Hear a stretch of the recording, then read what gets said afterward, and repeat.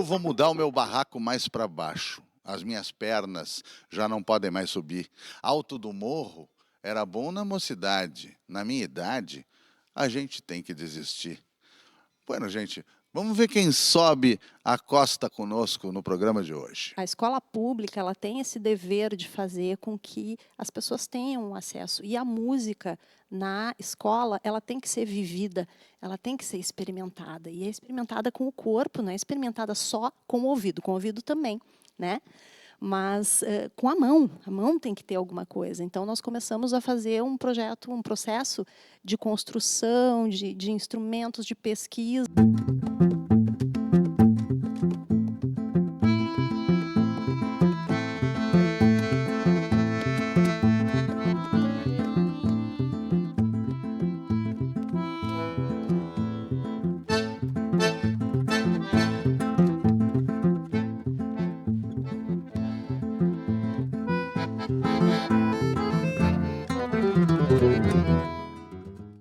Tá aí, Michele Cavalcante, regente e coordenadora do grupo Sons do Morro, e o grande acordeonista argentino Raulito Barbosa. E a gente começou o programa de hoje com esse ó de casa do Lupicínio. Eu vou mudar meu barraco mais para baixo, eu não aguento mais subir o morro. Ué, mas o Lupicínio era mais do banhado do que do morro. A Ilhota não tinha nenhuma cara de morro, como a Cidade Baixa não tem. Mas ele estava falando de um conceito de periferia em morro em Porto Alegre. Temos disso? Vamos conversar com alguém que encarou alguns repechos, encara algumas costas bravas, como se diz em castelhano, sobretudo a subida difícil, mas constante e corajosa do trabalho com a cultura popular, com a cultura de base, de periferia. Michele Cavalcante, muito obrigado. Obrigado a gente, nós ficamos muito contentes com o convite, com a oportunidade de falar sobre o trabalho, é sempre uma alegria. E tu subiste esse morro aí, né? Estes morros. Estou falando do Morro da Cruz, é claro, por uma coisa epicentral do teu trabalho, mas estou fazendo essa metáfora da briga forte, da briga que exige, né, de uma pessoa da área da música, ou da área da cultura em geral, mas no teu caso, que diz, não, é por aqui que eu vou, né? Conta um pouco dessa história. Eu digo que o nosso trabalho é um trabalho de luta, né? A gente luta para existir, luta para ser visto, luta para ser percebido pelo resto da cidade, né? E nós fazemos parte da cidade. Então, parte desse trabalho tem esse cunho militante, assim, né? De dizer, nós existimos enquanto periferia, enquanto gente que produz coisa muito boa, coisa bonita, né? E, e são 10 anos, então, né, desse percurso, assim, onde a gente começou com aulas de música no período de arte e educação, ali com 2 períodos semanais, mas a música tem essa coisa da cachaça, da música quando pega mesmo, né? E aí pegou em algumas pessoas e esse horário começou a ficar pouco, a gente começou a sentir necessidade de fazer mais. Então, nós começamos a fazer o horário do almoço, aquele final de tarde, e aí começou a ficar insustentável, assim, porque a gente começou a ousar sonhar. E apresentamos o projeto, então, fizemos um piloto lá em 2013, e aí foi esses 2 anos na segurada, assim, com esse projeto piloto. E aí começamos com alguns princípios, assim, né? A gente não tinha instrumentos, né, Demétrio? A escola tinha 24 anos na época, fui a primeira prof de música, e então a gente começou a pesquisar coisas, porque eu acho que a escola pública, ela tem esse dever de fazer com que as pessoas tenham acesso. E a música na escola, ela tem que ser vivida, ela tem que ser experimentada. E é experimentada com o corpo, não é experimentada só com o ouvido também, né? Mas com a mão tem que ter alguma coisa. Então, nós começamos a fazer um projeto, um processo de construção, de instrumentos, de pesquisa, coisa que a gente acabou agregando depois nas características do trabalho, né? As pessoas dizem, vocês pensaram isso? Não, é que foi a necessidade ali que não tinha, né? Então, assim, a gente começou a fazer e hoje, então, a gente traz junto, né, essa face do trabalho, que é essa face pesquisadora, com instrumentos não convencionais, com uso de objetos, e também com uma coisa que era uma característica minha, assim, a gente comentava antes, né, a gente estuda música, a gente estuda, né, e não imaginava, assim, me apaixonar tanto pela escola, né, mas hoje eu sou uma pessoa completamente apaixonada pela escola pública. Acho que é importante a gente defender esses espaços. Pois é, eu fiquei com isso na cabeça desse papo que a gente teve antes de sentar na beira do fogo aqui, essa coisa da formação pensando em ser uma musicista, uma regente, uma compositora de determinado estilo. O que tu tinha em mente quando tu fez a tua formação de música para a tua carreira, enfim, a tua carreira não de educadora, né? De alguém que faz música. A gente vai fazendo querendo tocar, né? É isso, eu sou compositora também, eu tenho um trabalho autoral. E, a princípio, eu pensava isso, em ter mais elementos, em estudar, aprofundar os conhecimentos que eu tinha para tocar.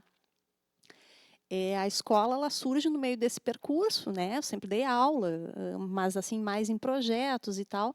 E acabei, então, indo para esse espaço da escola, só que a gente não tem caixinhas, né? Nós somos uma coisa só.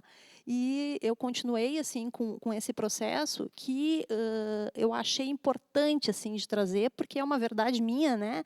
Então, assim, quando a gente se relaciona com alguém, a gente empresta um pouquinho do que a gente é para aquela pessoa que está convivendo com a gente.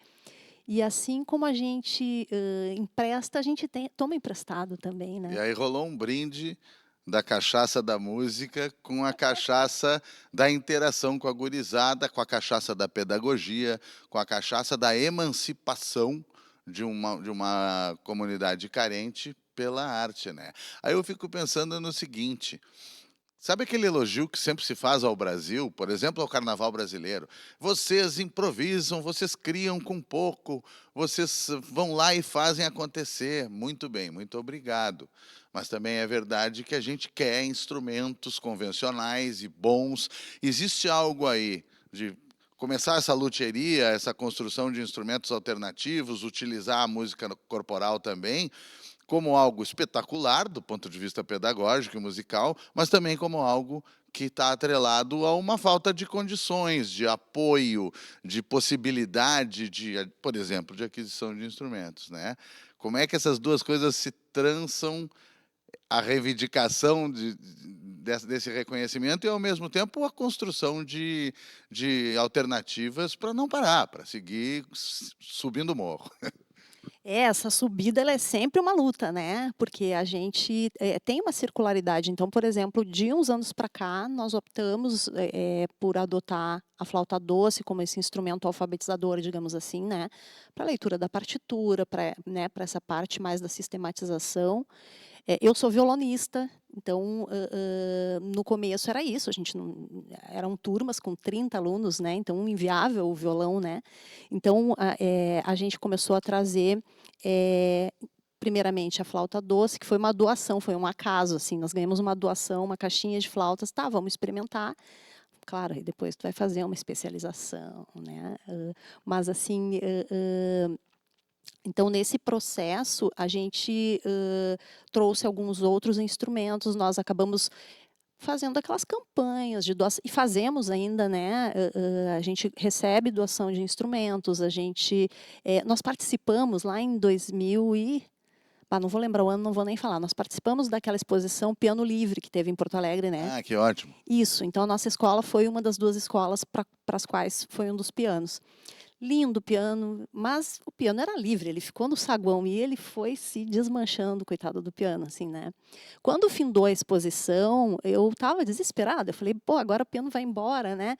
E aí o Persson, então, entrou em contato comigo, disse: "Não, nós temos um piano de Mas doação que para vocês". beleza. Então, assim, a gente, graças a alguns amigos, graças a alguns projetos, nós, temos, tido ajuda também de algumas emendas parlamentares, né, a gente tem conseguido, então, concretizar a compra desses instrumentos.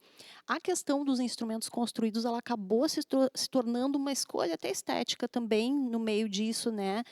Porque a gente achou importante também conversar com essa origem do que foi o início dos sons, assim, e com tudo que essa carência, essa impossibilidade inicial, tudo que ela nos permitiu criar também, né? Pois é, a gente está falando do conceito de parceria, num conceito que tem a ver com que as coisas aconteçam, não com eximir de responsabilidades a um parceiro ou a outro. Ao contrário, fazer com que as coisas cheguem a termo e que o morro, metaforicamente, enfim, a periferia, quem precisa, tem a vez e tem a voz. Vamos botar uma amostra desse trabalho aí, para que o pessoal já está curioso, quem não conhece ainda. Roda aí, vamos ver. O morro não tem vez,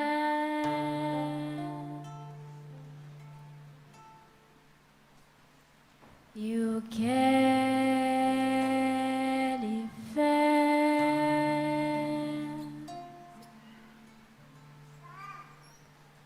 já foi demais.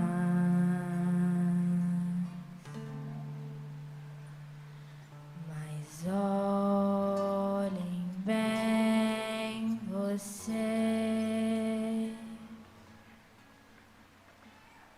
quando derem vez ao morro, toda a cidade vai cantar.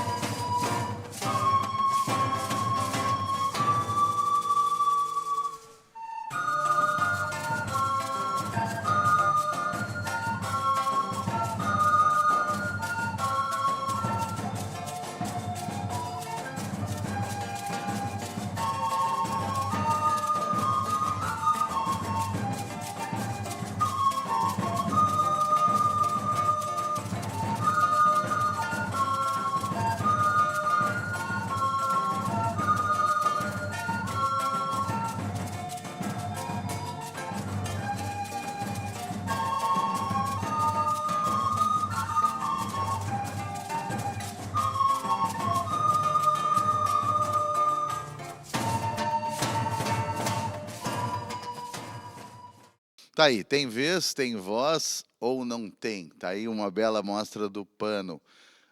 Bom, aqui nós estamos com um trabalho clássico nesse pouquinho que a gente assistiu. Essa coisa de grandes compositores, mas ao mesmo tempo lidar com as composições coletivas do grupo, isso também me faz lembrar isso, de ter os instrumentos convencionais, mas ao mesmo tempo criar os seus próprios instrumentos. Isso é uma ideia permanente, né? E ao mesmo tempo, eu queria que tu falasse como é que esteve o concerto do dia 23 de julho, para o pessoal também saber um pouco como anda essa trajetória. Foi lindo o concerto, sou suspeita para falar, assim, foi um encontro, a gente queria fazer uma celebração, nós sempre fazemos um concerto, que é um momento começou como um momento de apropriação dos espaços culturais da cidade, eu achei que a gente tinha esse direito também, né, de tocar num lugar com um som bacana, uma luz bonita, começou como uma brincadeira e acabou se tornando uma tradição. Isso no segundo semestre. Esse ano a gente achou importante comemorar esses 10 anos com um concerto, então foi uma celebração com um repertório onde nós revisitamos coisas desses 10 anos. Vieram participar conosco pessoas que tocaram conosco, por exemplo, na pandemia, onde a gente conseguiu sobreviver gravando vídeo. Vamos lembrar que muitas pessoas na periferia ficaram sem internet, sem trabalho, pela questão da informalidade. Então, foi um processo muito sofrido, assim, para conseguir fazer aquele vídeo. Então, essas pessoas no palco com a gente, para nós, teve um significado lindo, né? Quase morri chorando, os meus alunos fizeram uma homenagem no final, assim, que eu não esperava, né, eles se reuniram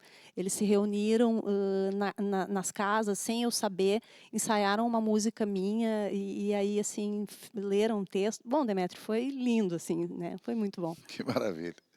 Pois é, A gente está falando, por exemplo, de convite a pessoas, né? Participação de pessoas. Tem todo um projeto para o segundo semestre de chamar pessoas para se aparcerarem com vocês e fazerem um. Eu estou pensando também que tem algo correlato ao trabalho da Cecília na Vila Lobos. Eu mesmo já fui convidado para algo daquele projeto. Como é que é essa ideia aí? A gente, esse ano, nós começamos a sentir a vontade de ampliar um pouquinho o nosso trabalho, né? Então, nós fizemos uma parceria com uma instituição lá da nossa comunidade, que é o Centro de Atendimento Integrado Morro da Cruz, que é uma instituição de mais de 30 anos lá no Morro. E, através dessa parceria, com o suporte de uma emenda impositiva federal, né, a gente está conseguindo concretizar, então, essa primeira ampliação. Então, hoje, tem um bracinho dos Sons do Morro que funciona ali na instituição também.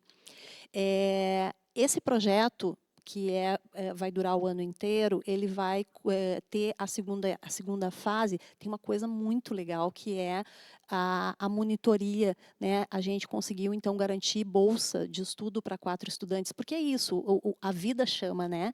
Então, muitos dos estudantes acabam tendo que partir para o mundo do trabalho muito cedo. E aí, tu viu ali que a gente colocou dos 8 aos 21 anos, mas esse limiar da idade ali, ele vai sempre aumentando, porque a gurizada vai ficando, né? Eles não vão, a escola é de ensino fundamental, mas a gurizada vai pedindo para permanecer. Então, essas bolsas para nós, elas são muito importantes, mas dentro desse mesmo projeto a gente vai ter ainda uns seminários que vão ser artistas que virão para fazer encontros e que vão tocar com a gente, então, na culminância, que vai ser um concerto que nós vamos fazer no Mirante da Cruz, que é uma das vistas mais lindas de Porto Alegre. Fica a dica para quem não conhece. Convite já para o dia 6 de dezembro.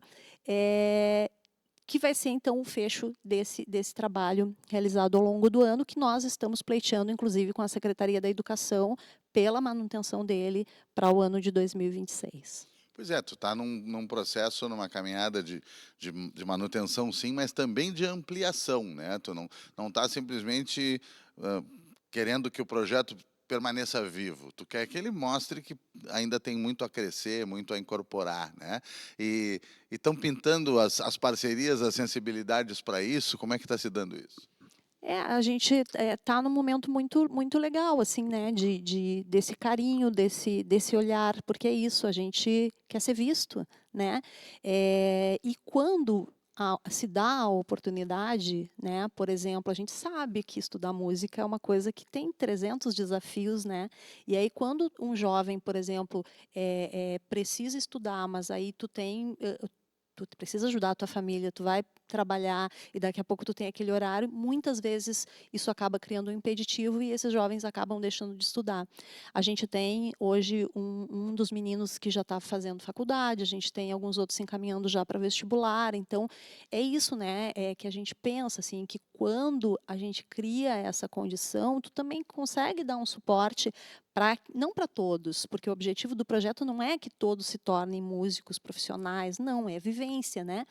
É o convívio musical, mas também para quem puder, para quem Fora o quiser, fato que né? a gente sabe que aporte a música pode dar para pessoas que não vão seguir necessariamente a música. Em Exato, termos de inteligência, de sensibilidade, em termos conviviais, como tu dizes, claro, sem claro. dúvida nenhuma. Deixa eu te fazer uma pergunta, a gente vai chegando meio ao final do nosso tempo, e eu quero te fazer uma pergunta com um certo descabelo, assim, mas que eu acho que é legal. Quando a gente fala em Sons do Morro, quando a gente fala também se o morro tem vez ou não tem vez, a gente mostra que há uma distância, né, entre a periferia e o central, o que não é periférico.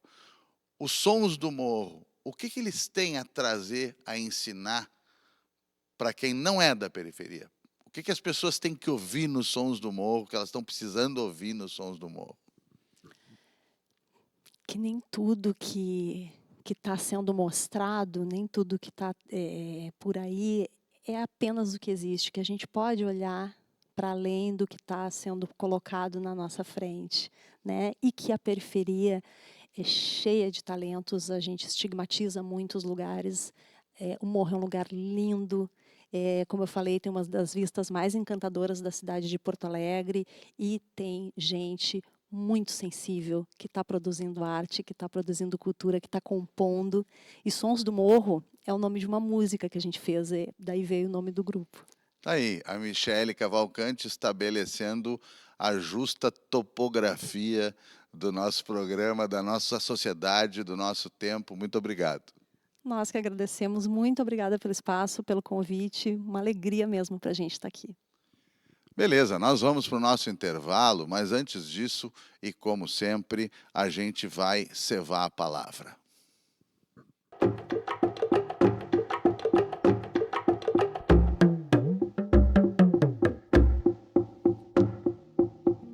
Cantar não é privilégio de seres superdotados. Tanto podem iletrados como quem foi ao colégio.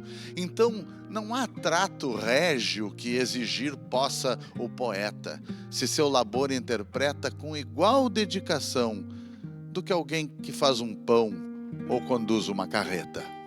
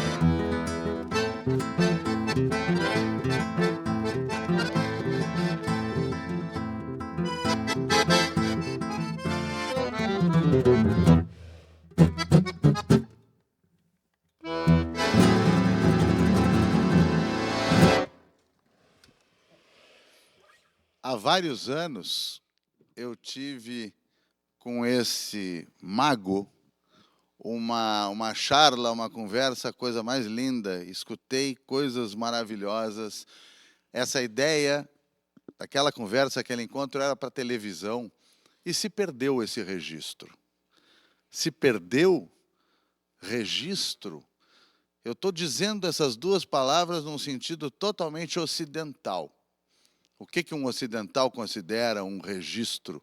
O que um ocidental considera que se perde ou que se perca? Porque do ponto de vista originário dos povos indígenas, que a gente cita de tantas formas aqui nesse nosso ambiente, não se perdeu e o registro está na memória, está no caminho, está na minha faculdade de contar isso por causa da oralidade, está sem dúvida nenhuma na generosidade desse grande artista que retorna e simplesmente continua aquela conversa, como se nada.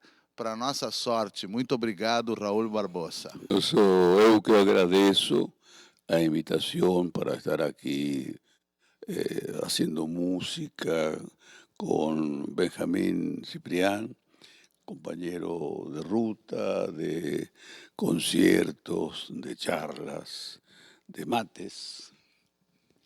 Raul Barbosa, que é alguém que o Rio Grande do Sul conhece tão bem. Primeiro, porque o Rio Grande do Sul está inserido, ou deve estar, na obrigação de conhecer os grandes do mundo. Estamos falando em termos mundiais de um dos artistas da música popular mais celebrados no mundo há muito tempo, há décadas. Mas depois, por causa da relação pessoal do Raul com este pedacinho de sul da terra aqui.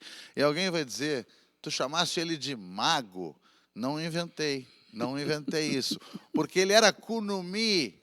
Para nós aqui, curumim. Ele era curumim de 10 anos e os caras chamavam ele de mago. É assim? Como eu era muito pequeno, eu tocava com meu pai.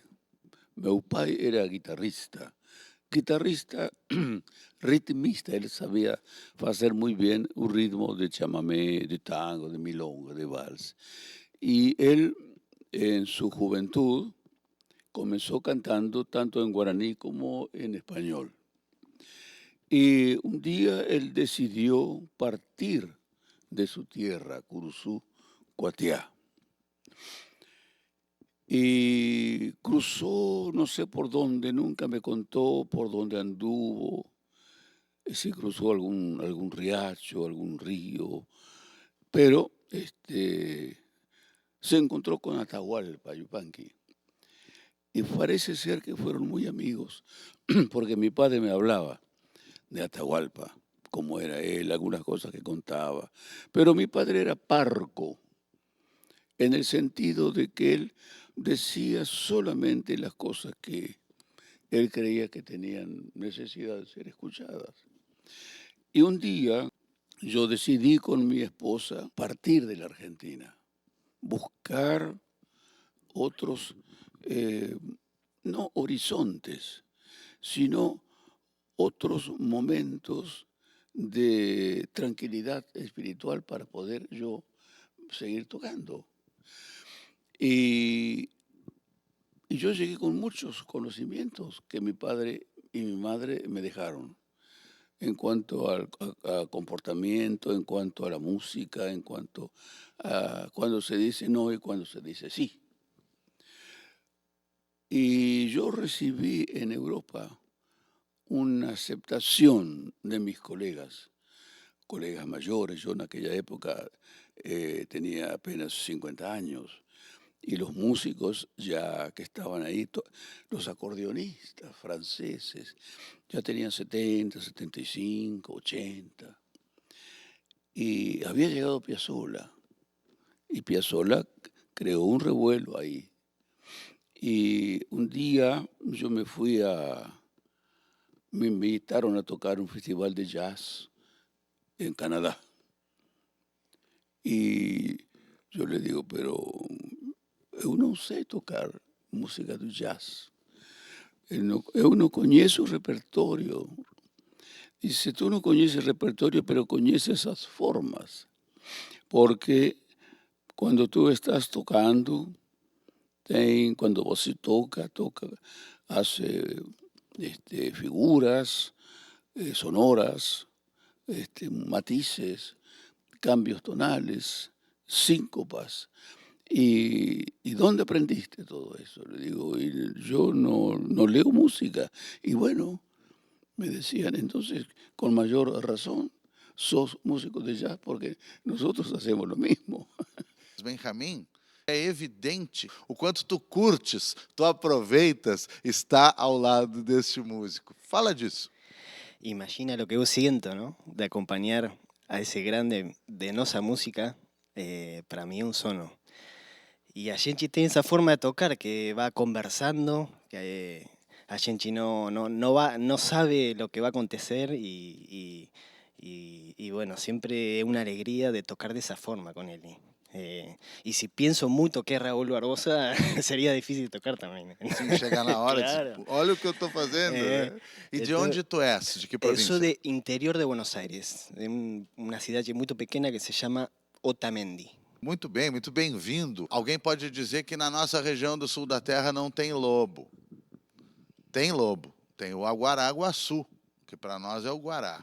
Símbolo dessa região guaranítica, né? O aguaraguaçu. Adolfo significa lobo nobre.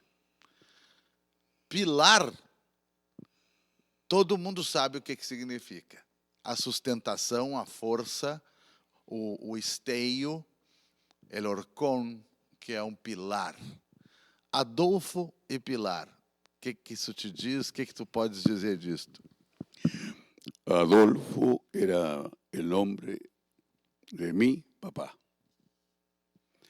Y Adolfo, mi padre, yo tengo memoria todavía, bueno, todavía no, me acuerdo de muchas cosas de cuando yo tenía 7 u 8 años. Mi papá era un hombre tranquilo, buen mozo, bonito. Le gustaba vestir bien, no eran ropas caras. Caté. Mi papá era caté de más, como se dice en corriente, caté de más. Y mi mamá le preparaba la ropa cuando tenía que ir a tocar los sábados y domingos. Y mi padre era un hombre tranquilo, yo nunca lo escuché decir una palabra obscena, por decirlo de alguna manera. Yo nunca he visto a mi padre discutir con mi mamá o levantar la voz. O a mí nunca, siempre me trataba bien cuando llegaba de su trabajo. Él trabajaba en la Municipalidad de Buenos Aires como obrero municipal. O sea, el último trabajo, el más pesado, el más rudo, el más inesperado también. Y mi padre llegaba a las 2 de la tarde, mi mamá me había ido a buscar a la escuela, a mi hermano y a mí, doña Pilar. Pilar era mi mamá. Adolfo y Pilar se casaron, se conocieron en Buenos Aires, tuvieron un primer hijo que se llamó Adolfo y se fue, lo llevaron siendo bebé. Luego aparecí yo en el vientre de mi mamá y cuando yo nací, ella nunca me contó la verdad o lo que ella, por qué me puso Mario Raúl. Pero yo pienso ahora que soy grande, que ella me puso Mario porque ella era devota de la Virgen María, la Madre de Jesús. Y entonces me puso Mario Raúl, porque ella pensaba de esa manera que yo podía estar, digamos, como que María era el escudo de apartar todos los males. Y yo no puedo decir que recibí males, no lo puedo decir, pero que tuve momentos así en mi juventud y en mi, ya siendo hombrecito y luego hombre, eh, digamos que la muerte me anduvo rondando cerca.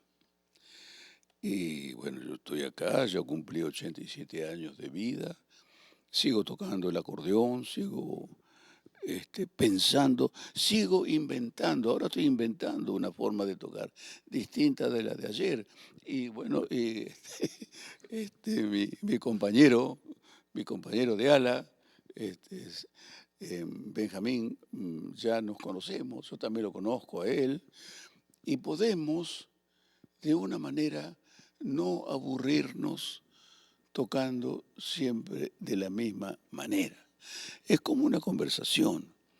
Cuando yo estoy con algunos amigos o a chicos, la música es la música para mí, es el espíritu, habla el alma.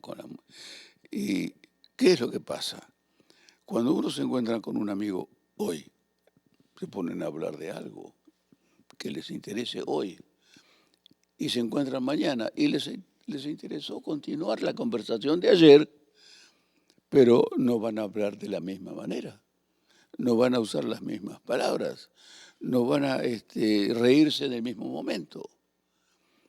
Es todo nuevo. El lenguaje es el mismo, pero las palabras no son las mismas. Y eso sí tiene que ser la música também. Assim fica claro o que viram os jazzistas em alguém com essa concepção de música, que está inventando a sua linguagem permanentemente. Não que ele precise, em absoluto, do aval ou de alguma espécie de aprovação desses jazzistas ou quaisquer outros músicos. Não, ao contrário, devem ter aprendido uma barbaridade, como a gente. Vamos fazer mais uma?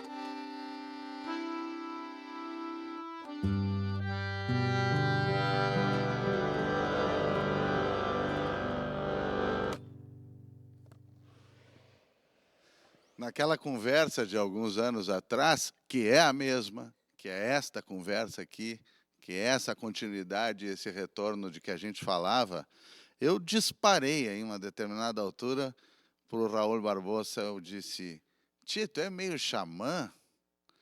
Esse xamã, é aquele mago de apelido de infância, esse xamã não está falando em nenhum cargo, né? Não quer se referir a nenhum cargo. Está se referindo a esse lidar com a natureza, que esses pássaros que nos circundaram aqui, ao lidar com... É difícil não se emocionar um pouco com isso, mas, enfim, ao lidar com a cura, no sentido maior do termo, a cura humana, a cura planetária, como todos os povos originários fazem, talvez tudo isso se escute na música do Raul, mas é muito importante a gente ter a oportunidade de escutar no relato pessoal, no relato, na voz dele, porque, afinal de contas, ele é um homem do caminho, né? Para os guaranis que estão na fibra da composição do Raul Barbosa, o caminho é um mandato. Né? O cara está em Curuçu Coatiá, ou está em Paris, ou está costeando o oceano, ou está procurando a terra sem mal, mas o cara está no caminho, né? Eu o escutei pela primeira vez na missa criolla, ele teria 25 anos quando gravou aquilo, é um som mágico que se ouve ali. Fala desse caminho, Raulito Barbosa. A ver, ¿cómo puedo comenzar? Yo pienso que mi camino empezó cuando yo era muy niño, con mi papá. Yo tocaba el acordeón ya a los 10 años. Y a los 10 años grabé, no, yo no grabé. Le pidieron a mi papá si él le permitía que yo apareciera tocando el acordeón en un chamamé que él había compuesto con el nombre de La Torcasa. Y yo lo sabía tocar en un acordeón que mi padre había comprado después a plazos en la calle Avenida de Mayo, en la Casa América. O sea, compró un acordeón nacarada así de plástico, ¿no? Platificado, como nacarado. Era un acordeón de 2 hileras y 12 bajos.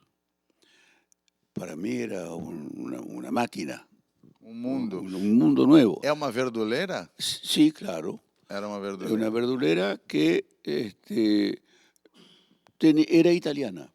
Por lo tanto, era muy diferente del primer acordeón que mi padre trajo a mi casa, que era un acordeón negra de madera, que tenía aquí adelante así un loro con las manos, o un pájaro con pico de loro. Um papagaio? Papagayo, que estaba con los alas abiertas.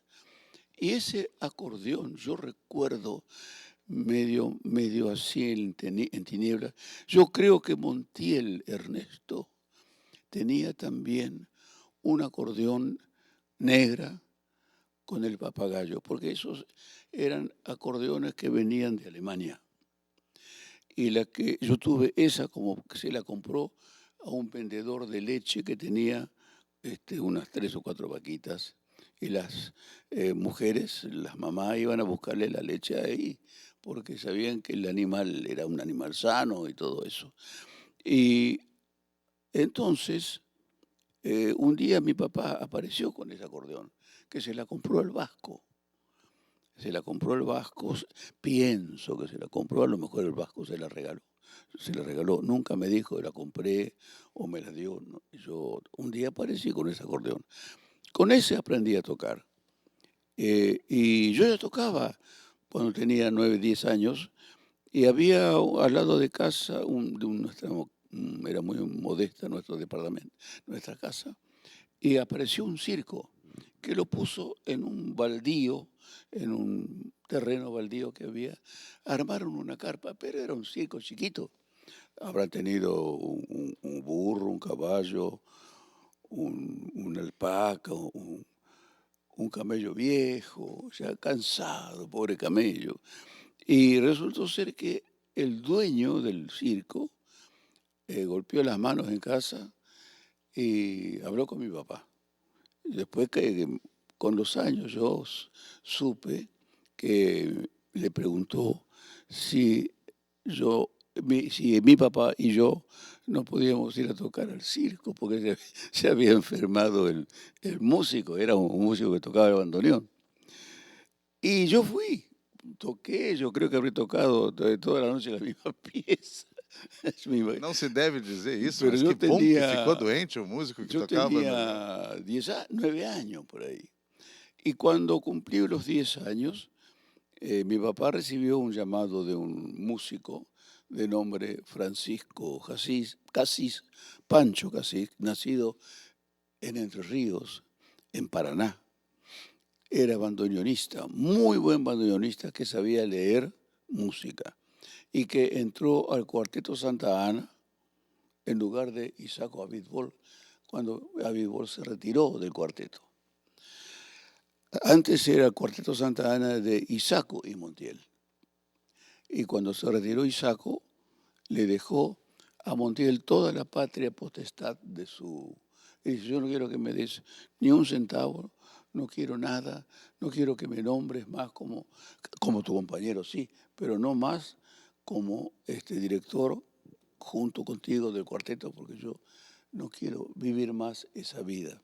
Yo conté eso a alguien y me dijo, y bueno, Isaco, yo no me había percatado de eso. Isaco, dice, es el típico judío errante. Y Isaco, cuando se separó de su mujer, le dejó todos los bienes, que no eran muchos, pero la casa, Sadaik, para que pueda recibir los dineros de los derechos de autor, le dejó todo para sanar a su hija y se fue. Él nunca tuvo casa. Él siempre... Essa é uma conexão incrível, incrível, inesperada, porque quando a gente fala disso do caminho, do errar, do caminhar guaranítico, agora o Raul está trazendo o dado de que Isaco Abitbol, o bandoneonista, que é um dos pilares do chamamé, era o típico judeu errante, também era homem da estrada, do caminho, de levantar um pouco de poeira. Eso fue lo que yo vi de él. Y además eso me lo contaba Cocomarola, Casís mismo, contaba Francisco, que una vez yo me llamaron para tocar en el Festival de Misiones, Posadas. Me tomé un colectivo con un acordeón que yo tenía, azul, que había comprado mi papá a la familia en Conetani. Y me fui, toqué allá en Posadas. Y hacía mucho calor. Y yo salí a la calle y hacía un calor infernal. Y le pregunté a uno de los muchachos, le digo, ¿no sabes si anda por acá Isaco? Sí, me dice, está en la casa de Pololo Silva. Y Pololo Silva era un hombre muy generoso que a veces dejaba dormir a la gente que no tenía dónde dormir en algún lugar del galpón. Después de la mañana se iba pero hacía eso. Y está en la casa del Pololo Silva. Y yo entonces, yo sabía dónde estaba. Él tenía una casa con un patio enorme, grande, atrás de la parada del colectivo que llegaba, que salía de Posada hacia Buenos Aires o hacia otros lados. Y yo me fui a ver. Y claro, tenía una entrada muy larga, la entrada de camiones o de carros. Y yo me acerco para ver y lo veo a Isaco, que estaba así, y estaba fumando. Tenía costumbres Isaco.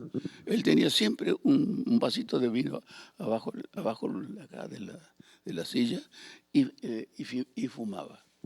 Cuando no tenía dónde poner el cigarrillo, él ponía acá en el bandoneón, hay donde se usa para abrir y cerrar el fuelle, ahí había un lugarcito y ahí ponía su cigarrillo.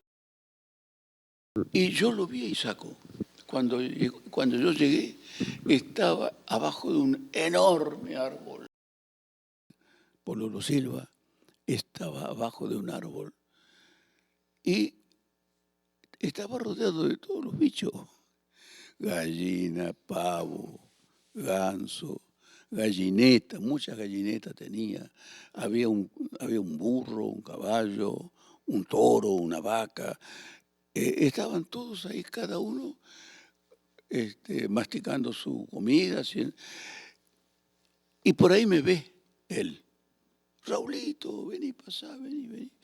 Y me dice, bueno, ponete cómodo, sacate tus zapatos. Y yo digo, claro, él no es turco ni árabe, él es judío, pero tiene las mismas costumbres, ¿no? Ponete cómodo, che amigo, me dice, sacate tu zapato. Y yo me saqué el zapato. Se plantou na terra ao lado de Isaco Abitbol. Yo me senté al lado de Isaco Abitbol. Pero no, a veces estábamos juntos y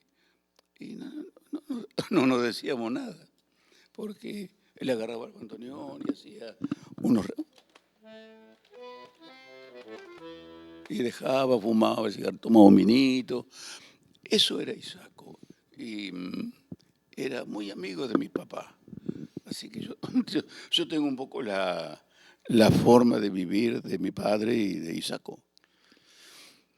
Assim era Isaco Abitbol, assim é Raul Barbosa. A gente chega ao final desse pequeno trecho do nosso permanente caminho. A terra sem mal, é possível encontrá-la? O que vale é o caminhar? Pode-se fazer uma inflexão a qualquer momento na direção desse caminho? Assim pensam os guaranis. Mas hoje a gente tem a sensação de que chegou um pouquinho mais perto da terra sem mal. E por isso a gente agradece muito. Muito obrigado, Raúl Benjamín. Bueno, nosotros agradecemos, yo hablo también en nombre de Benjamín. Nosotros estamos muy felices de poder estar aquí y de poder hablar o comentar cosas. Normalmente está mi señora, que ella me acompaña porque con la edad parece que uno va perdiendo la memoria, ¿no? Y yo pienso que ella no está pensando que yo me voy a olvidar de que ella es mi señora y que la voy a olvidar en algún lado. De nenhuma maneira. Bueno, gente, a gente fica por aqui. A gente vai ouvir um pouco mais do trabalho magnífico desses dois grandes artistas e nós nos estamos vendo. Até a próxima lua com Cantos do Sul da Terra.